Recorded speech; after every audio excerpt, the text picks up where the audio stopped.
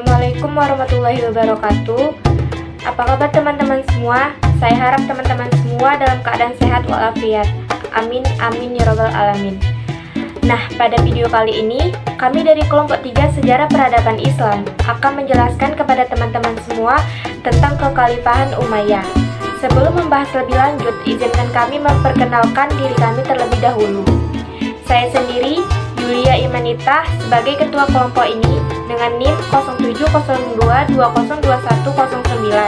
Selanjutnya ada Ari Santri Yuandah dengan NIM 0702201023. Selanjutnya ada Ari Fatur Rahman dengan NIM 0702201188. Selanjutnya ada Frihartini Ayu Salsabila dengan NIM 0702202246.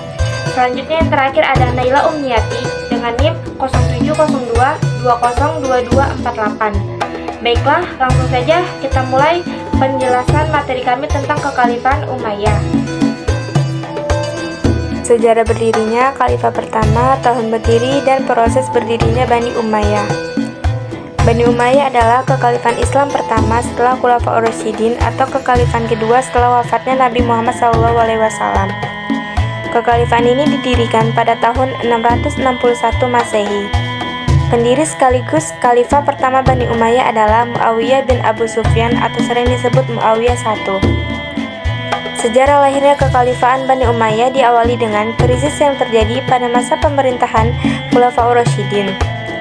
Ketika Khulafaur Rasyidin dipimpin oleh Utsman bin Affan, umat Islam sempat mengalami era paling makmur dan sejahtera.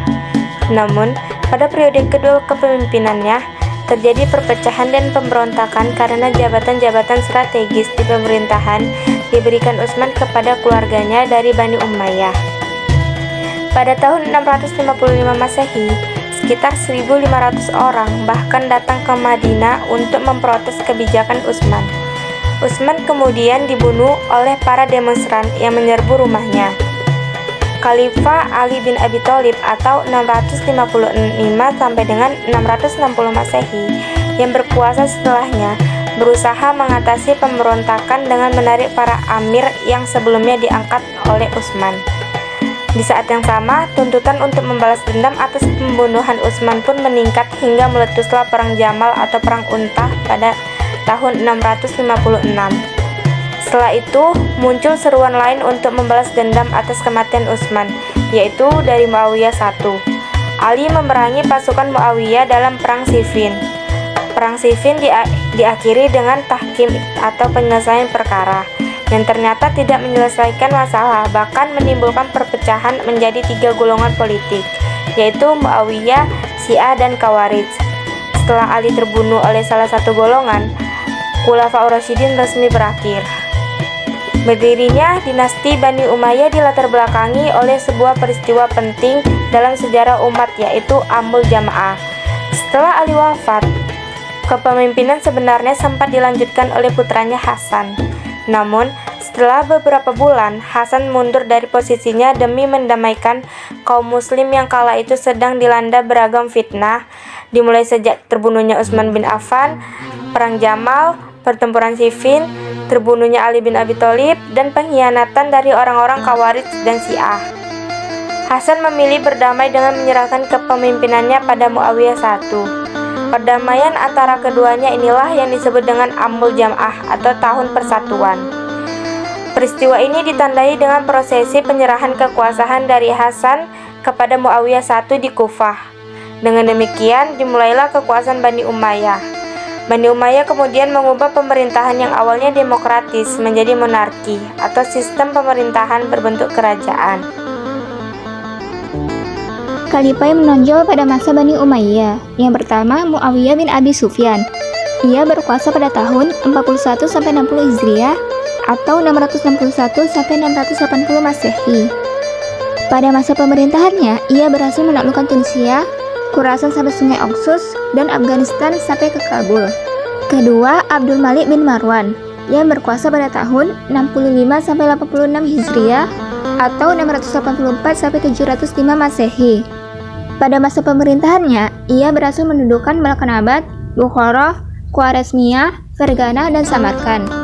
Yang ketiga, Al-Walid bin Abdul Malik Ia berkuasa pada tahun 86-96 Hijriah atau 705 sampai 715 Masehi. Pada masa pemerintahannya, ia berhasil memperluas wilayah kekuasaan yang berawal dari Afrika Utara sampai wilayah di daerah barat daya benua Eropa, yaitu pada tahun 711 Masehi. Keempat, Umar bin Abdul Aziz berkuasa pada tahun 99 sampai 101 Hijriah atau 717 sampai 720 Masehi. Wilayah kekuasaannya mencakup Spanyol, Afrika Utara, Syria, Palestina, Jazirah Arab, Irak, beberapa Asia Kecil, Persia, dan Afghanistan. Kelima, Hisham bin Abdul Malik berkuasa pada tahun 105 sampai 125 Hijriah atau 723 sampai 743 Masehi. Pada masa pemerintahannya, ia mengirim pasukan di bawah pimpinan Abdurrahman bin Abdullah Al-Ghafiqi menuju perbatasan Perancis, namun tidak berhasil karena kalah dalam pertempuran di Tours melawan pasukan Eropa yang dipimpin Charles Martel. Ulama yang terkenal pada masa Bani Umayyah. Yang pertama, Al-Hasan Al-Basri. Ia merupakan ulama dan cendekiawan muslim yang hidup pada masa awal kekhalifahan Umayyah. Ia juga merupakan tokoh sufi dalam Islam di mana khutbah-khutbahnya dianggap sebagai contoh terbaik dan terawal sastra Arab. Selain itu, ia juga pernah berguru kepada beberapa sahabat Rasulullah, sehingga dia muncul sebagai ulama terkemuka dalam peradaban Islam. Yang kedua, Imam Az-Zuhri. Imam Az-Zuhri atau Ibnu Syihab adalah salah satu ulama ahli hadis terbesar yang juga termasuk sihar at-tabi'in atau tabi'in junior. Ia adalah orang pertama yang membukukan ilmu hadis atas perintah Khalifah Umar bin Abdul Aziz. Yang ketiga, Wasil bin Atta. Wasil bin Atta adalah teologi dan filsuf muslim terkemuka pada zaman dinasti Bani Umayyah. Ia juga adalah pendiri mazhab Mu'tazilah yang berdampak lahirnya aliran rasionalisme di dalam Islam. Tokoh ilmuwan yang terkenal pada masa Bani Umayyah. 1. Ilmu bahasa. Beberapa ilmuwan dalam bidang bahasa dan sastra, antara lain Ali Al-Qoli dengan karyanya Al-Amali dan Al-Nawadir, Abu Bakar Muhammad ibnu Umar, karyanya berjudul Al-Af'al dan Al-Fa'alta wa Af'alat, Abu Amr Ahmad ibnu Muhammad ibnu Abrabi, karyanya dalam bentuk prosa berjudul Al-Aq Al-Farid. 2. Ilmu filsafat. Salah satu ilmuwan muslim yang terkenal adalah Al-Farabi yang menyetujui dan mengembangkan logika Aristoteles. 3. Ilmu kedokteran. Abu Al-Qasim Az-Zahrawi adalah dokter bedah terkemuka di Cordoba yang memberikan kontribusi besar bagi ilmu kedokteran, khususnya ilmu bedah. 4. Ilmu kimia. Beberapa ahli kimia seperti Abu Al-Qasim Abbas ibnu Farnas dan As-Sibai. 5. Ilmu fisika. Salah satu ahli fisika dari Bani Umayyah adalah Ibnu Bajjah yang mengatakan bahwa selalu ada reaksi pada setiap aksi. 6. Ilmu astronomi. Ilmu ini berhubungan dengan pelaksanaan beberapa ibadah seperti sholat, penentuan arah kiblat, penetapan hisab, serta penentuan awal dan akhir Ramadan. Salah seorang ilmuwan yang terkenal adalah Abu Ishaq Az-Zarqali dari Toledo, Spanyol. Ia juga menciptakan peralatan astronomi dan tabel Toledo. 7. Ilmu sejarah. Antara lain Ali ibnu Has yang menulis 400 judul buku, Abu Bakar Muhammad bin Umar dengan karyanya yang berjudul Tarikh Iftitah Al-Andalus. Kebijakan dan keberhasilan selama berdirinya Bani Umayyah. Masa kekuasaan Muawiyah bin Abu Sufyan yaitu setelah terbunuhnya Ali bin Abi Thalib, dan kemudian orang-orang Madinah membait Hasan bin Ali. Namun Hasan bin Ali menyerahkan jabatan khalifahin kepada Muawiyah bin Abu Sufyan dalam rangka mendamaikan kaum muslimin yang pada masa itu sedang dilanda bermacam fitnah yang dimulai sejak terbunuhnya Utsman bin Affan, pertempuran Siffin, perang Jamal, terbunuhnya Ali bin Abi Thalib, serta pengkhianatan dari orang-orang Khawarij dan Syiah. Pada masa Muawiyah bin Abu Sufyan, perluasan wilayah yang berhenti pada masa Khalifah Utsman bin Affan dan Ali bin Abi Thalib dilanjutkan kembali dengan dimulai menaklukkan Tunisia, kemudian ekspansi ke sebelah timur, ke daerah Khurasan sampai ke Sungai Oxus, dan Afghanistan sampai ke Kabul. Keberhasilan kebijakan ekonomi pada pemerintahan Umar. bin Abdul Aziz. Setelah melewati kejayaan Islam yang dinakodai oleh Rasulullah Muhammad SAW dan Khulafaur Rasyidin, peradaban Islam mengalami banyak kemunduran hingga kemudian datang masa kepemimpinan Khalifah Umar bin Abdul Aziz. Dengan pemimpinannya, Islam mulai tumbuh dan berkembang seperti peradaban Islam pada masa-masa awal. Kebijakan Umar bin Abdul Aziz. Dalam kebijakan ekonomi, Umar memulai dengan menyerahkan semua harta kekayaan diri keluarganya yang tidak wajar kepada umat melalui Baitul Mal, mulai dari perkebunan di Maroko, tunjangan hingga cincin pemberian Al-Walid. Bahkan ia menyerahkan kekayaan ibu negara Fatimah bin Abdul Malik yang mendapat pemberian dari ayahnya, yaitu kalung emas bernilai 10.000 dinar emas. Ia beralasan bahwa selama seluruh wanita negeri ini belum memiliki kemampuan memakai seharga kalung emas yang dimiliki ibu negara, maka ia melarang dirinya dan keluarganya untuk memakai emas itu.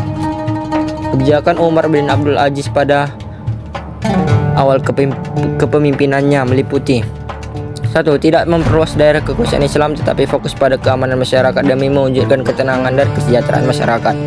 2. Khalifah menerapkan kebijakan netral dan egaliter, persamaan berada di atas semua golongan ras suku untuk mendapatkan kesejahteraan. 3. Umar lebih mengutamakan pembangunan negara secara moral. Ia satu-satunya Khalifah Umayyah yang mampu meredam konflik antar golongan dan sekte. Waktu berkuasa dan wilayah kekuasaan Bani Umayyah. Bani Umayyah didirikan pada tahun 661 Masehi oleh Muawiyah I. Muawiyah memindahkan ibu kota pemerintahan dari Madinah ke Damaskus. Seluruh kerajaan Persia, sebagian kerajaan Bizantium di Afrika, Khurasan dan Afghanistan berhasil ditaklukkan. Tidak heran apabila Bani Umayyah memiliki daerah yang sangat luas, baik di barat maupun timur, meliputi Spanyol, Afrika Utara, Suriah, Palestina, Semenanjung Arabia, Irak, sebagian wilayah Asia, Persia, Afghanistan, Pakistan, Turkmenistan, Uzbekistan, dan Kirgistan. Pemerintahan Bani Umayyah berlangsung selama 365 tahun yang terbagi atas dua periode, yaitu pemerintahan di Damaskus selama 90 tahun dan pemerintahan di Cordoba atau Spanyol selama 275 tahun. Runtuhnya kekhilafaan Bani Umayyah. Saat kekuasaan Bani Umayyah berada di tangan Yazid II, masyarakat menyatakan konfrontasi karena merasa kehidupannya kurang diperhatikan. Kerusuhan pun terus berlanjut hingga masa pemerintahan Hisham. Bahkan muncul gerakan baru yang dipelopori oleh keturunan Al-Abbas Ibnu Al-Muttalib yang tidak berhasil dipadamkan.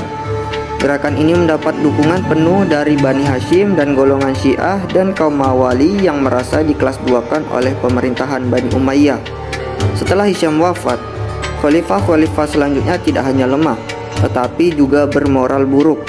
Pada akhirnya, kekuasaan Bani Umayyah di Damaskus runtuh pada bulan Januari 750 Masehi ketika Khalifah Marwan II dikalahkan oleh pasukan Abbasiyah di pertempuran Zabhulu. Setelah kalah, Marwan II melarikan diri ke Mesir dan akhirnya terbunuh pada bulan Agustus di tahun yang sama. Peristiwa itu menjadi tanda berakhirnya pemerintahan Bani Umayyah di Damaskus. Setelah pemerintahan Bani Umayyah di Damaskus runtuh, salah seorang keturunannya bernama Abdurrahman Ad-Dakhil berhasil melarikan diri ke Afrika Utara dan menyeberang ke Andalusia atau Spanyol. Abdurrahman kemudian mulai membangun kekuasaan Bani Umayyah di Andalusia dan memusatkan pemerintahannya di Cordoba. Kekuasaan Bani Umayyah di Cordoba berakhir pada 1031 Masehi. Wafatnya Marwan II secara resmi mengukuhkan Bani Abbasiyah sebagai penguasa kekhalifahan.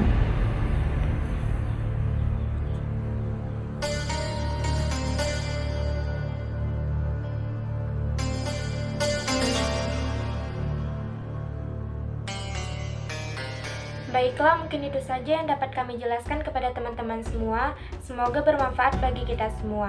Jika ada kata-kata yang salah, saya sebagai Ketua Kelompok 3 meminta maaf yang sebesar-besarnya kepada teman-teman semua.